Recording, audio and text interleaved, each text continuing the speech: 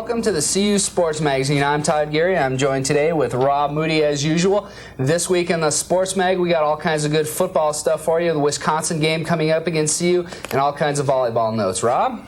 CU takes on Wisconsin Saturday night in a nationally televised war of two top 10 teams. Wisconsin is led by a powerful offensive line and last year's #1 rusher in the NCAA, tailback Brent Moss. In 1993, Moss rushed for over 1,600 yards and was the Rose Bowl MVP. Last week against Eastern Michigan, Moss picked up 129 yards and 3 touchdowns.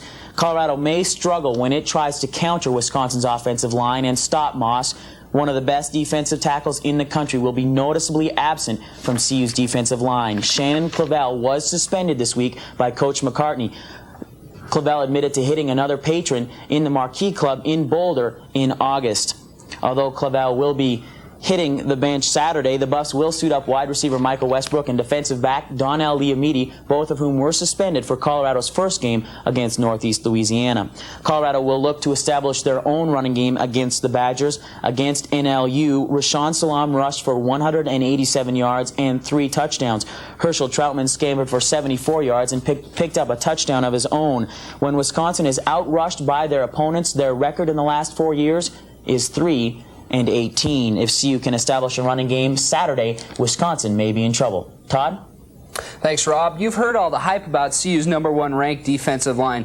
What you might not have heard is that Wisconsin's offensive line is ranked one of the top 5 in the country. What a great matchup, right? Shannon Clavell versus Corey Raymer. Forget about it. That matchup disappeared when Clavell admitted clobbering a guy half his size at the Marquee. You might remember Corey Raymer is an Outland and Lombardi Trophy candidate, and he is a force on Wisconsin's offensive line. Now, do you remember Clint Moore? You will after this week. He's stepping into Clavell's shoes. The Longmont High graduate was an All-American on the Trojans' defensive line, leading them to 2 undefeated seasons and 2 state championships. But in his freshman year at CU, defensive line, and he started there for 2 years. He redshirted last year, relearning how to be a defensive lineman. Now he's back, and that fact was confirmed in the NLU game, where he had 4 tackles, a batted pass, and a blocked field goal, all playing as a backup. The 285-pound Moore should face up well against Raymer, who tips the scales at 290. Both these teams have solid lines, solid passing game, and a solid running game, so the victory will go to the team who wins the battle in the trenches. In other Buff news, Lendon Henry thought he was going to be the backup to Rashawn Salam this year, but he's doing the limbo at CU as opposed to running the ball. We told you last week that Henry was held out of the September 3rd game at against NLU. Apparently, the NCAA clearinghouse has a problem with a math class he took in high school. While the NCAA sorted out tens of thousands of athlete records, Henry started practice August 9th with the rest of the freshmen. This is where it gets tricky. The NCAA says that recruited athletes that are not cleared to play yet by the clearinghouse can only practice for 14 days while they wait for their paperwork to clear. Well, that 14 days came and went for Henry, and he continued to practice.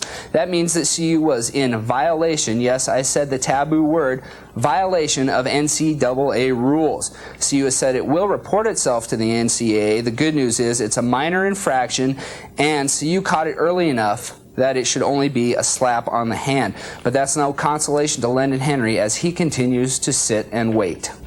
Wisconsin is coming off its best season in school history. 4 years ago, the Badgers were ranked 107th in the NCAA. Last year, they finished 6th. CU Sports Magazine's John Griffiths takes a look at the Badgers. After a first season record of 1-10 at Wisconsin, Coach Barry Alvarez's team was the 10 in Big Ten football. However,